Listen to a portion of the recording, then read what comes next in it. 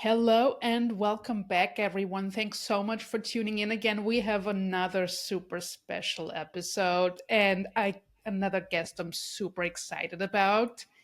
So, welcome to the show today, Ken Page. Ken is a renowned psychotherapist, podcast host, and author of the amazing book Deeper Dating. And I can tell you more later about how I came across your work because it's been very impactful for me.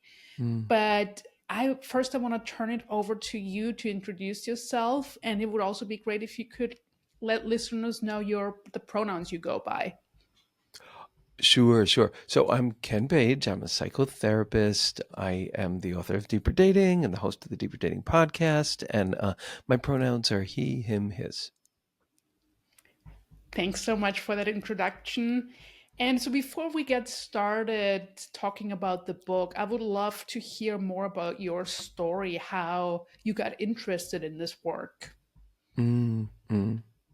So I have always wanted to be a therapist. I remember being like 11 years old on the subway reading a book about So You Want to Be a Psychiatrist.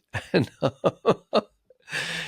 and I thought like how absolutely amazing it would be to hear people's like intimate stories, like the stories they didn't tell. I just thought that was the coolest thing. And it was like what I wanted from way back when. So that was that piece of the story. I used to, because I'm 69 years old, so I came from that generation with Holocaust survivor parents, activist, amazing, incredible parents with a lot of trauma in my family, of course. An amazing activist sister who is just really a world thought leader on criminal justice issues. Brilliant painter, mother, dad, Holocaust survivor with amazing stories. An amazingly inspiring guy. And it was hard. It was hard. And it was hard growing up queer. And wanted friends and I wanted relationships, but I had deep resistance at the same time, which I later learned was internalized shame. But to me, it just felt like walls. Like I even I remember being in kindergarten and there was this boy that like I really wanted us to become good friends. Like I just thought he was the coolest. I really wanted to be his friend. And like so I tried really hard to make him into my friend and it worked. And I could tell he was interested. He wanted to be my friend. And I remember this sick feeling coming over me. And it was like, oh no, I'm going to run away now. I'm not going to be able to stomach this. I'm going to like, ugh. That's pretty deep impacted shame, but I didn't know what it was then. I thought it was a wall. And that story continued into my older life when I like desperately wanted a relationship and somehow was never, ever able to get past 6 weeks. 6 weeks was my absolute, like, that was it. And I went on a journey that then took many years. It began with therapy and training, my own training in body mind therapy to try to understand what was going on. But meanwhile, let me just say that I like came up in like the New York City gay world, gay men's world. And so like recreation meant sex, adventure was sex, the search for love was sex. And I remember like on weekends, I would think that how am I even so lucky that I get to go to sex clubs and have like all of this sex? Like, how could I be so lucky? But the joy and the beauty of that, um, the compulsion remained for quite a while. But the joy and the beauty of that, like, faded as the compulsion remained. And I was still at my up to 6 weeks, no further thing until I went into therapy and began that journey. And I then began to find things changing. Thank God.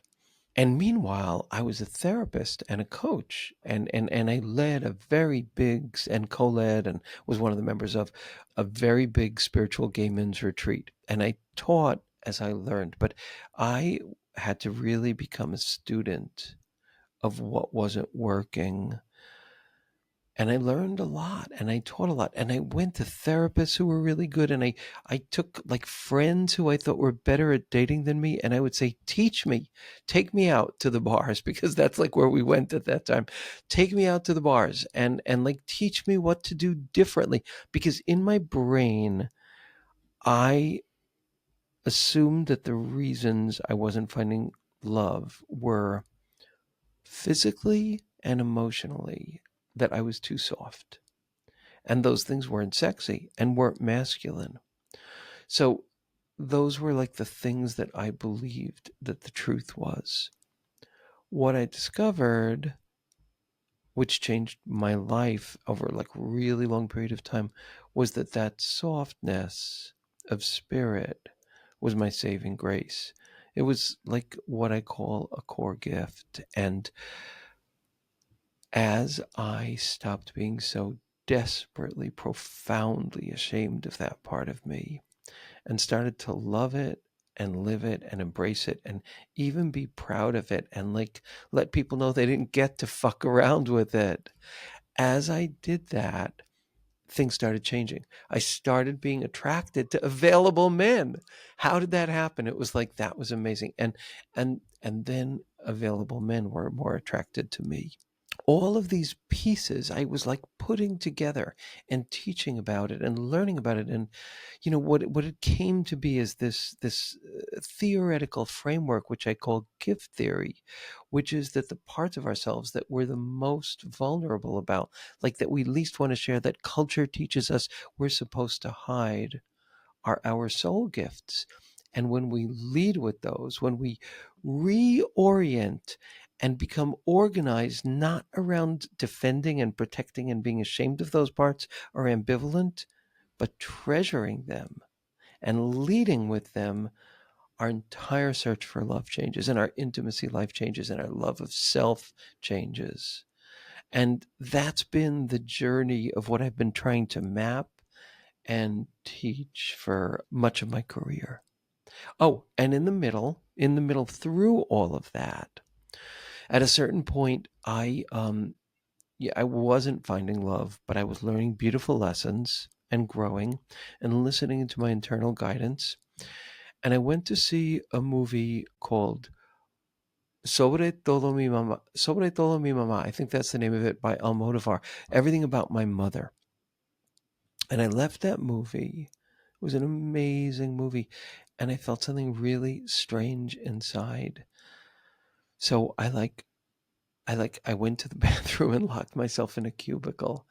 And I thought, what, what am I feeling here? I took some time. My friend was waiting for me outside. And then I realized I want to become a dad. I want to become a dad. And I came out and I began this journey to become a father. And I did.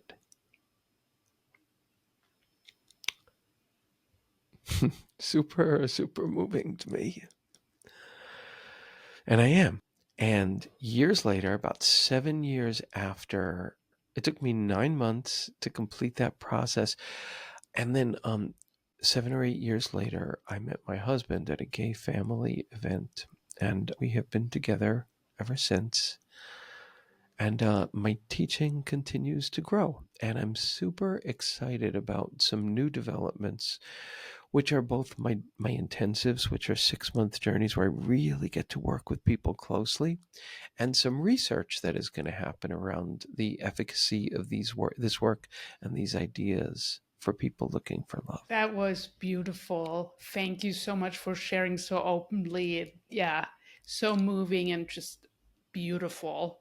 And Mm, we on this podcast we talk a lot about heroes' journeys, and mm, mm.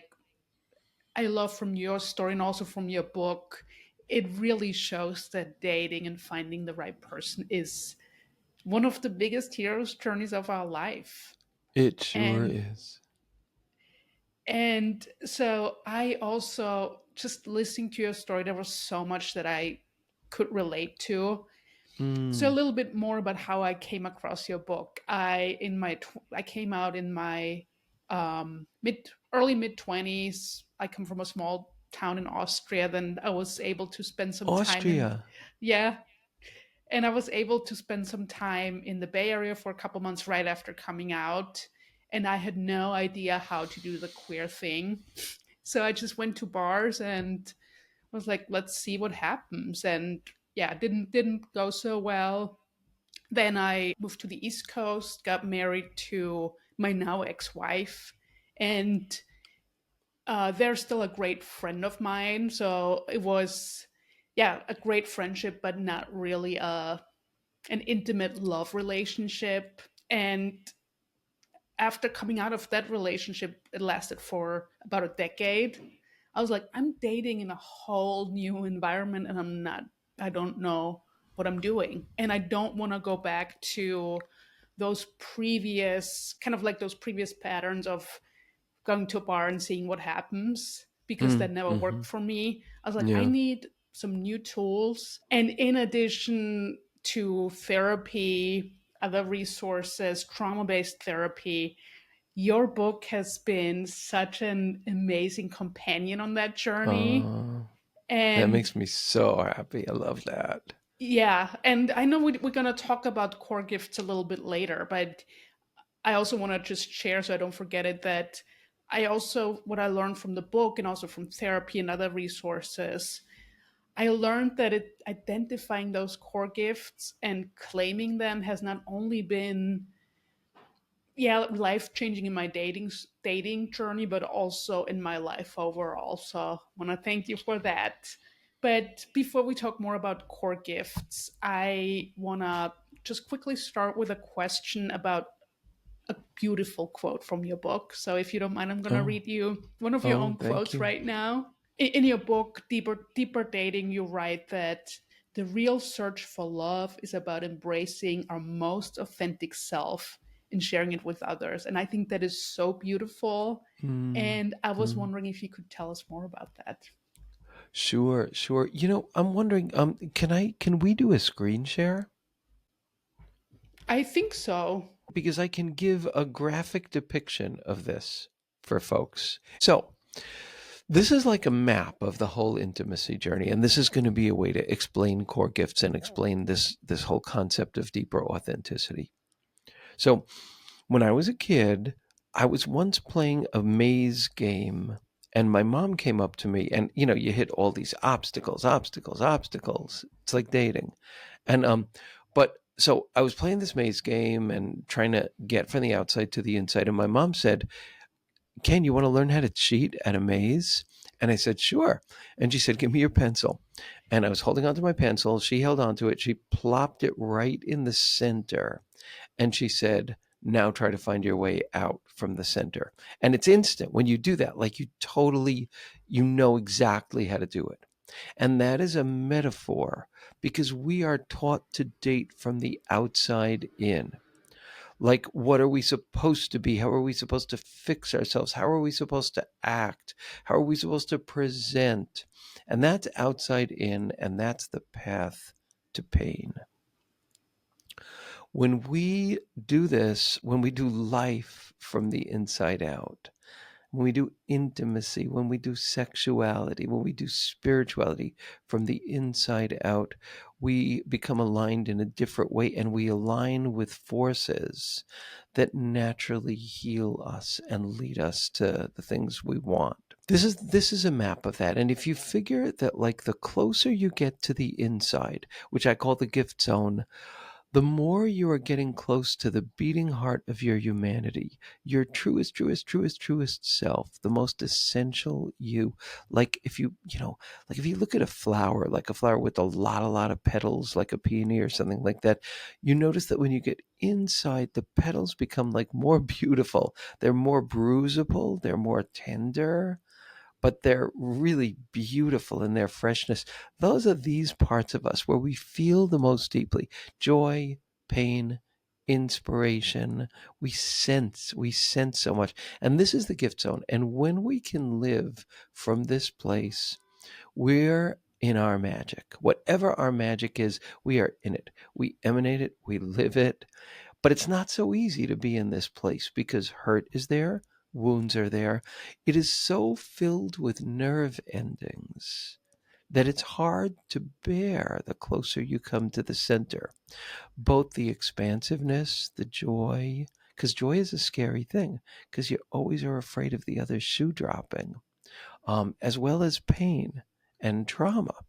So this is an intense place to live. We can't just like say, "Oh, I forgot to live in my gift zone. Let me jump on in there." Well, we can to some degree. To that degree is a wonderful thing, but we need to learn to bear the power of that place little by little.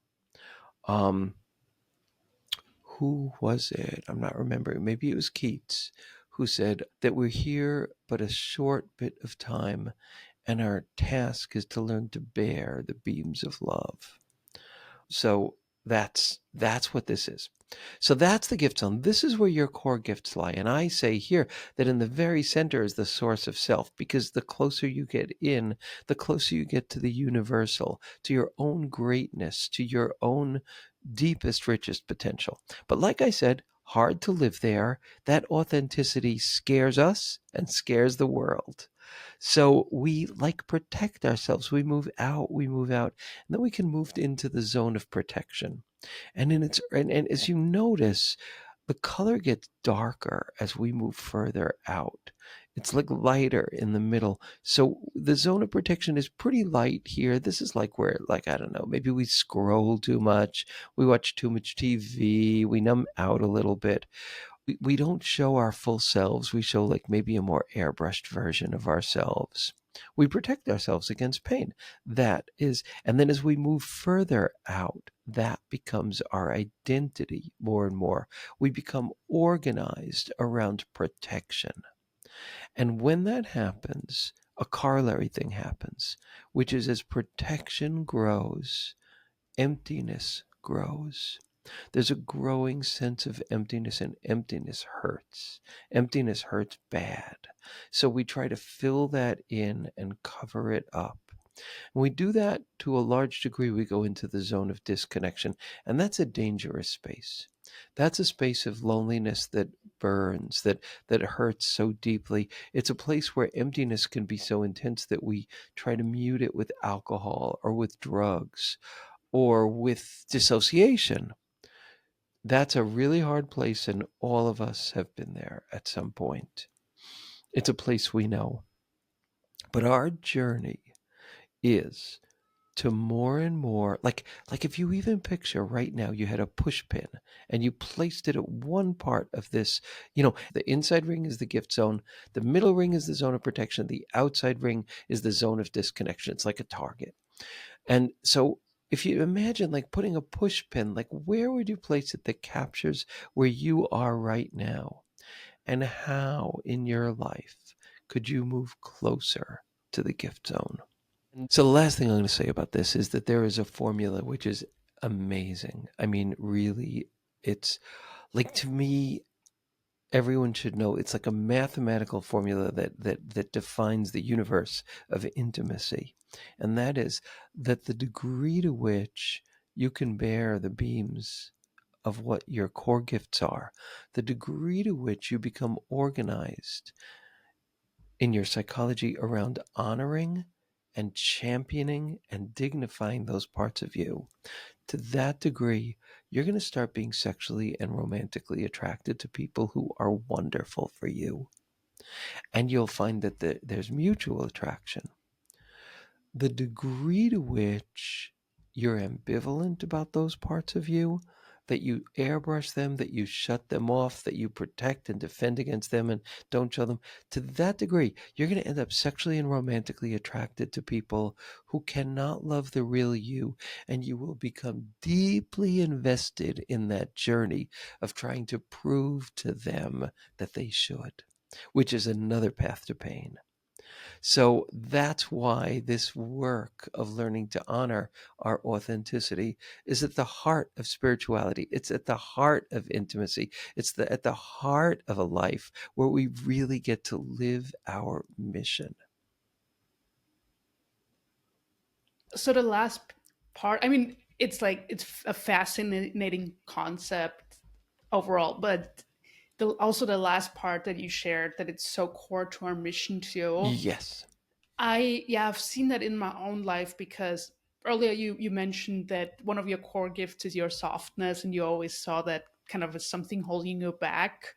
And I can totally relate to that, because I'm 40 now, and I just recently, the last few years, started to claim my sensitivity, because I'd always seen it as a weakness, and I Yes. tried to kind of get rid of it in therapy and like cover it Yes. up, and only to realize, okay, actually that is a gift, and it's a gift that helps me in a lot of different aspects of my life, including dating.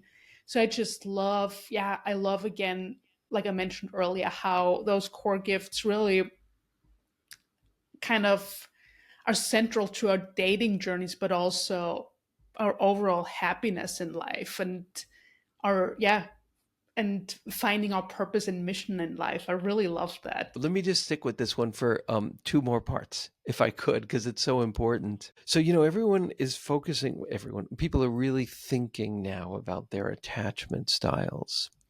And I have a lot of kind of like different views about that work. But one thing I want to say about it, of course, it's super valuable. But one thing I want to say about it is this: we can change our attachment style toward a more secure attachment style by honoring, expressing, and dignifying our core gifts.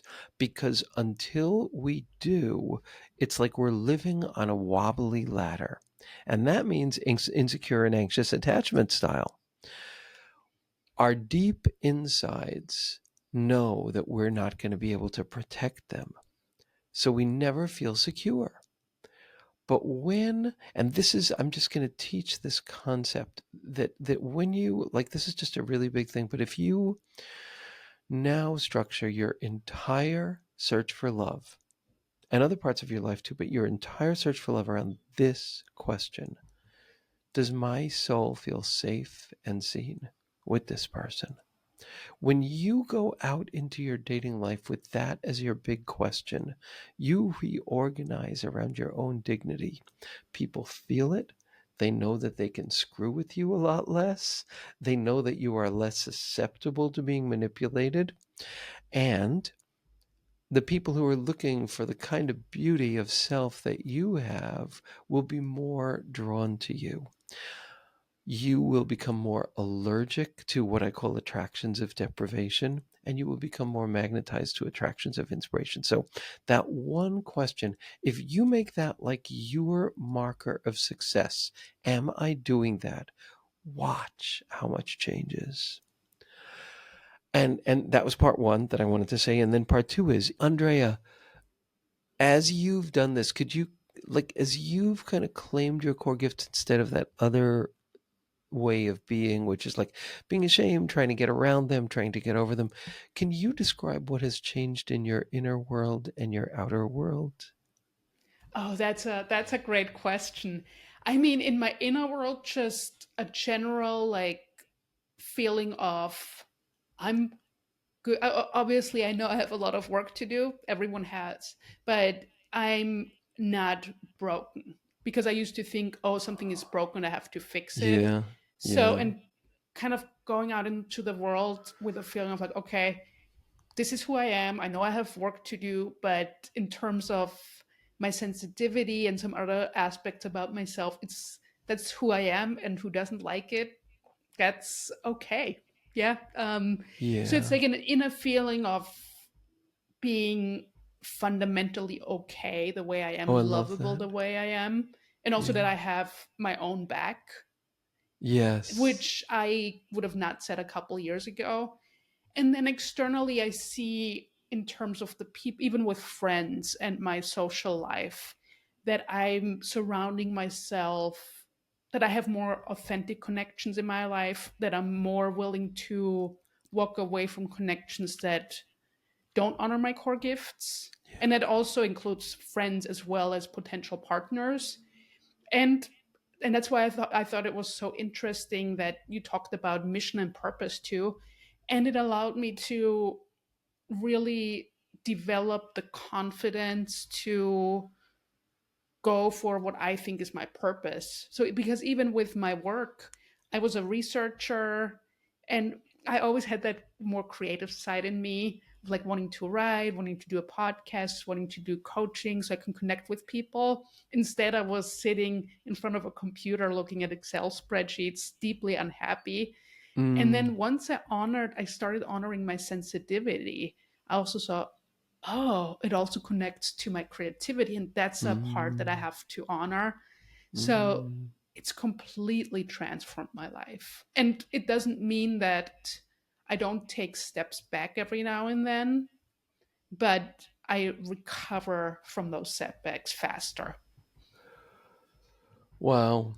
Thank you. Thank you for capturing, through your own life experience, what happens when we become organized around the treasuring of our authentic self versus being organized around our defensive structures around that. Yeah.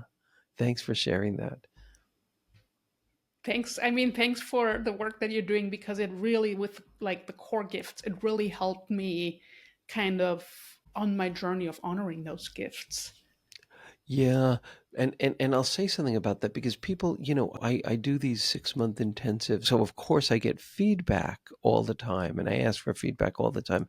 And what I've heard really from a good number of people is that the act of naming their core gifts and understanding them as treasures has helped them with their self love more than, well, they've said anything else. And that makes sense to me because the treasuring of self needs to be at the core of a healthy rich life, but we don't get taught how to do it. And then also the counterintuitive thing, which is why, like, in this 6 month intensive we spend half of that time on this.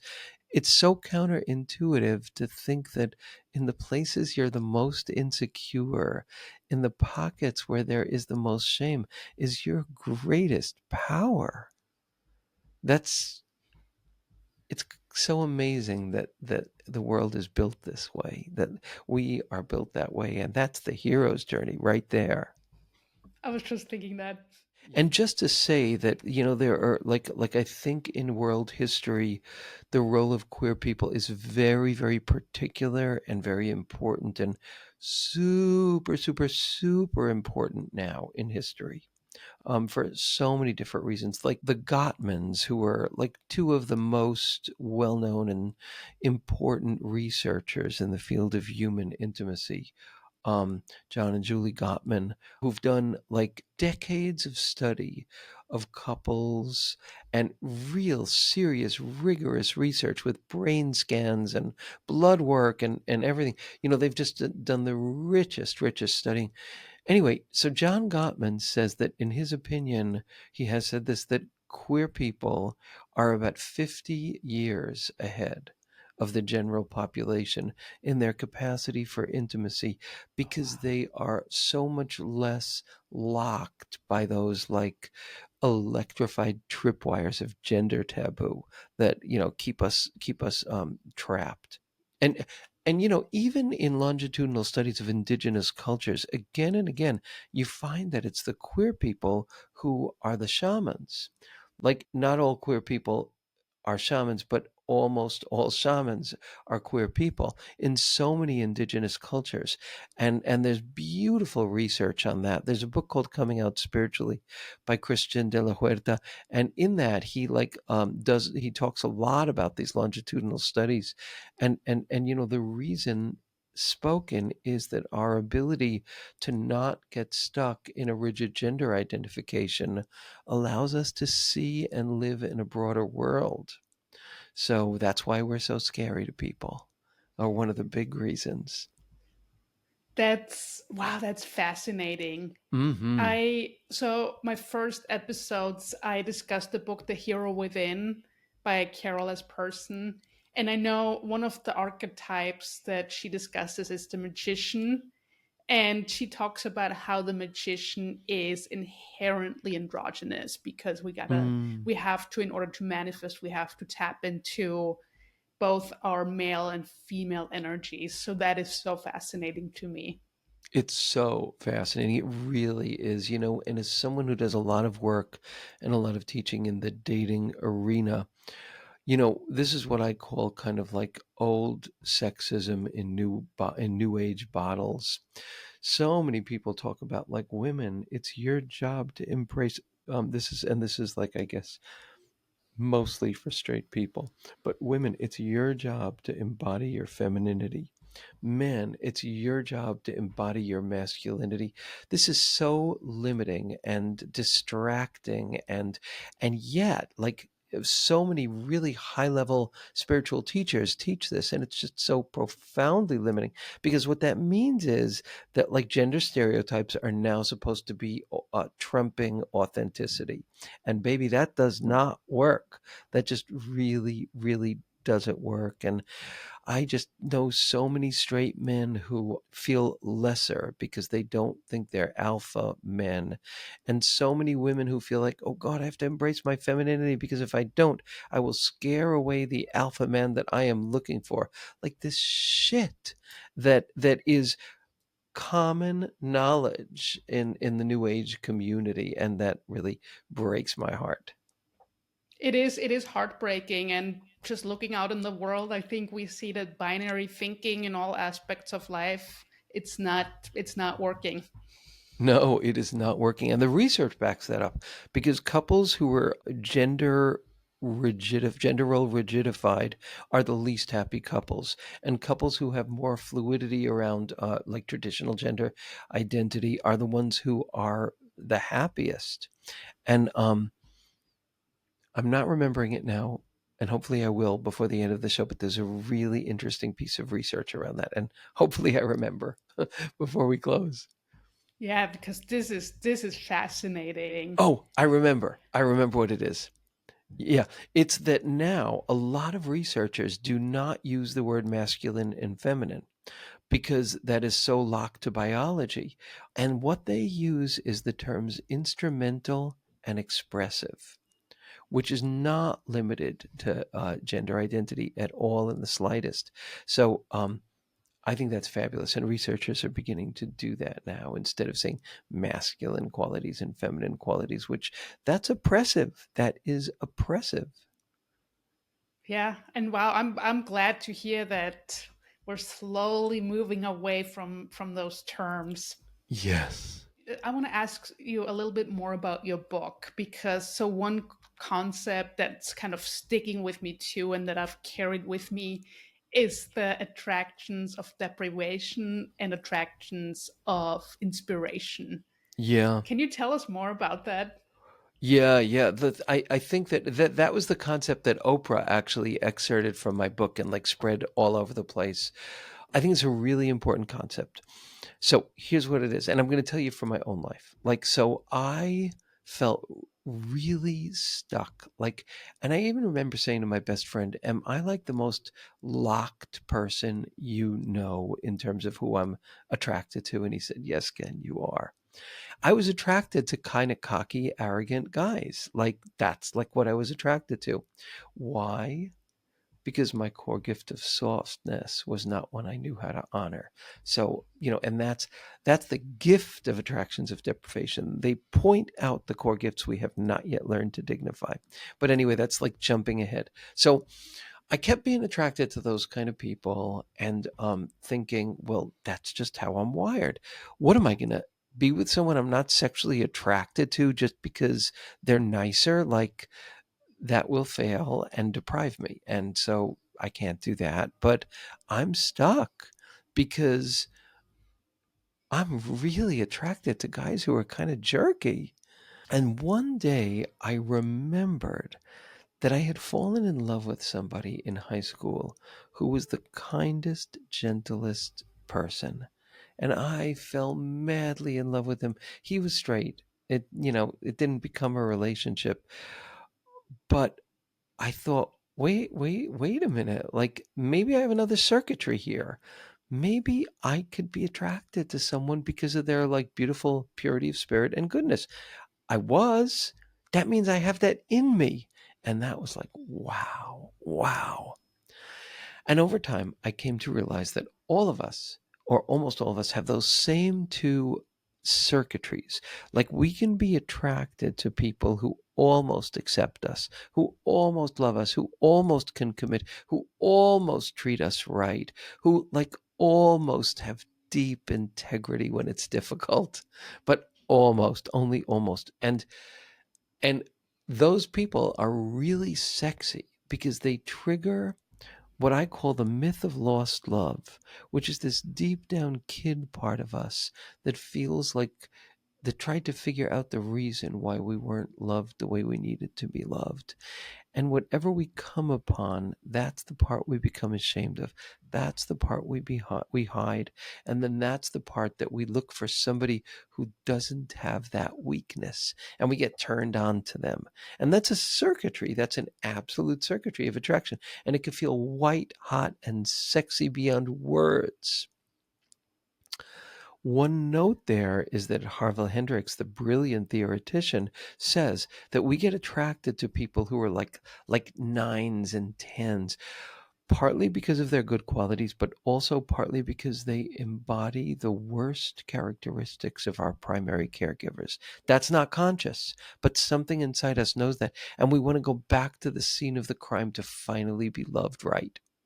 So those are attractions of deprivation. And Hendricks teaches how if you end up in a relationship like that, how you can still turn it beautiful if both parties are willing to do the work. But my work teaches if you're not in a relationship, you can up level before you end up in that position. And that is by looking only for attractions of inspiration, which are the people where like you're sexually attracted to them, you're physically attracted to them, but their goodness just fills your heart. Their availability, their kindness, their decency, the fact that you could trust that they will hold you with care and honesty and integrity. When you have that mixed with sexual and romantic attraction, that's where you want to build your life. That's where you want to build your home in the world. And you can do that by choosing those relationships and by planting a flag and saying those are the only ones that I'm going to choose. This is what I call the quick start guide to deeper dating, is knowing the difference between attractions of deprivation and inspiration. And what happens is over time, when you do this work, your attractions begin to change. And that's miraculous. But it happens. It really happens. You'll start to be attracted to people for their goodness. You'll meet more people like that, and you'll start to get more allergic to attractions of deprivation. And that's what we want because you want a future with happiness and joy and solidity and love. And that's where you want to build your home. Thanks for that. I mean, there's so much good stuff there, but Mm. I want to be respectful of your time. So before I ask you a few questions that I ask all of my guests, do you have one or two favorite tools or tips that you would like to share with anyone listening who is ready to find that deep, intimate connection? Yeah, absolutely. I think that my life's work has been to create a map of that. So I do feel that my book does that. My online course does that. It's like a step by step process to do that. Um, People who sign up for my mailing list get a free ebook of like the 5 things that I think are the most important things to do if you want to find healthy love. The first is to discover your core gifts. And the simple way to do that is by learning to honor the things that fill your heart, the things that hurt your heart, the things that destabilize your nervous system, the things that soothe your nervous system. That's like a huge journey of learning is your core gift. The second one is to recognize the difference between attractions of deprivation and attractions of inspiration in your own life. And there's like a lot of work to be able to do that. But off the bat, you can, kind of get the gist of it. Make your question Do I feel safe and seen with this person? Make that your big number one question, and everything will change. Find a learning partner. Do not do this alone because it's too hard. And find a practice where you can tune into your deeper insides, your inner mentor, your inner guidance, and start following that instead of all the crappy, crappy dating stuff that's out there. Now, it's not all crappy. There's good stuff. There's really good stuff, but trust your nervous system to know what that is. If stuff starts making you feel like I'm not good enough, I'm not good enough, I have to change this, I have to fix this, I have to be both authentic and not myself, that's not for you. So, broad strokes, that's what I would say. Thanks for sharing that. And so before we wrap up, I want to ask you a few questions that I ask all of my guests. Sure. And the first question is, can you tell us about a time the kindness of a stranger has made a difference in your life? Yeah. Yeah. So, that guy, his name was Bruce, who I met in high school. I was hanging out with like druggy kids that like weren't that nice and trying to make, I was just not a happy guy. I was not a happy guy. And I walked through the vegetable aisle of the supermarket, and way down at the end was this kid who I could feel from across the room his humility. I could feel that. That was Bruce. That was the guy I fell in love with. He was straight. I would go to his house and just sit there. And he was very welcoming, but I just wanted to absorb him. He also led me to my spiritual teacher and all of that, led me to meditation. But I didn't know any of this. I just sat there. And one day, this very sweet guy, he said to me, Ken, I don't mind you coming here, but like, can I ask you why? Like, you come here and then just like sit here and hang out?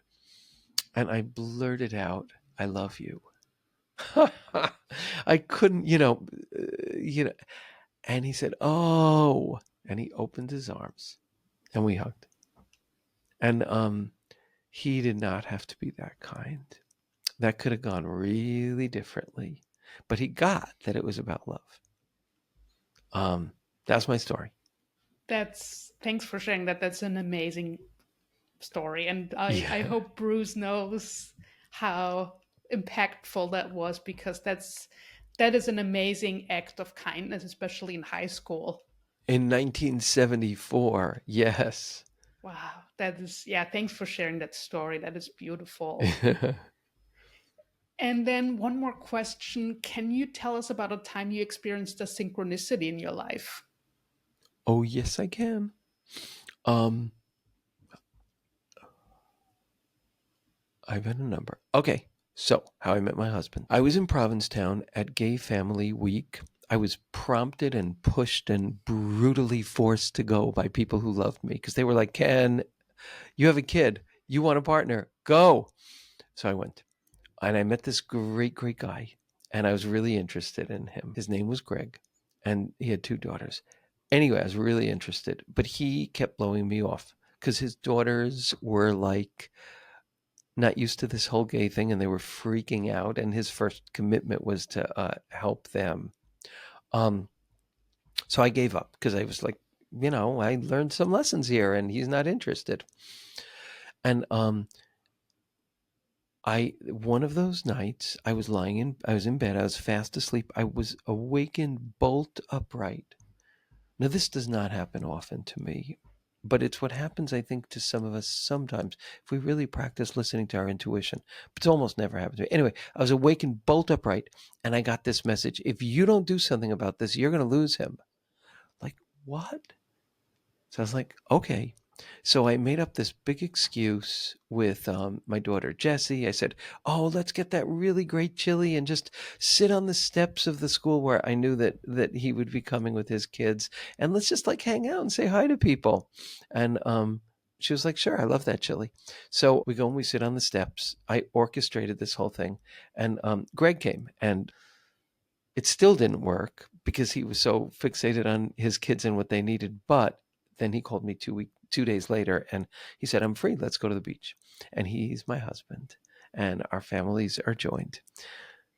So that was synchronicity. That message that I got that if I didn't get it, this wouldn't have happened. That's an amazing story. That is so beautiful. Hmm. Yeah, that is beautiful. Thank you so much for sharing that, and what a wonderful and beautiful way to end the conversation. So I want to say thank you so much for your time and for joining us. Really means a lot. I'm really honored to talk with you, and I really love this conversation. And before we wrap up, I also want to ask you, for anyone who would like to find out more about your work, buy your awesome book, where can they find you? I'm delighted to answer that. But first, I want to say I have been interviewed a billion times, and your two questions are like the most fabulous two questions anyone's ever asked me at the end of an interview. Um, so thank you. Those were great, like questions to ask all your guests. That's just your audience is very lucky. That was really cool. Thank So I want you. to say that. Yeah. So, people who want to get to know about my work, the best thing to do is to go to deeperdatingpodcast.com, sign up for my mailing list. You will get this free ebook that I described, plus lots of other information. My book's available everywhere on my podcast website. There's a thing called Ask Ken. You can ask me questions that I answer on the podcast, and you can get my course. And for those at my online course, for those of you that want to dive really deeply and work very closely with me over half a year with a small number of handpicked people a few times a year, I do the Deeper Dating Intensive. Oh, and social media, of course, under Ken Page or under Deeper Dating usually. Great. Thanks so much. And Thank you, Andrea. really appreciate the work that you're doing. And yeah, I will obviously continue to follow your work because it's awesome. Vice Thanks again. versa. Thank you. And thank you for joining us. Thank you. Thanks, Andrea.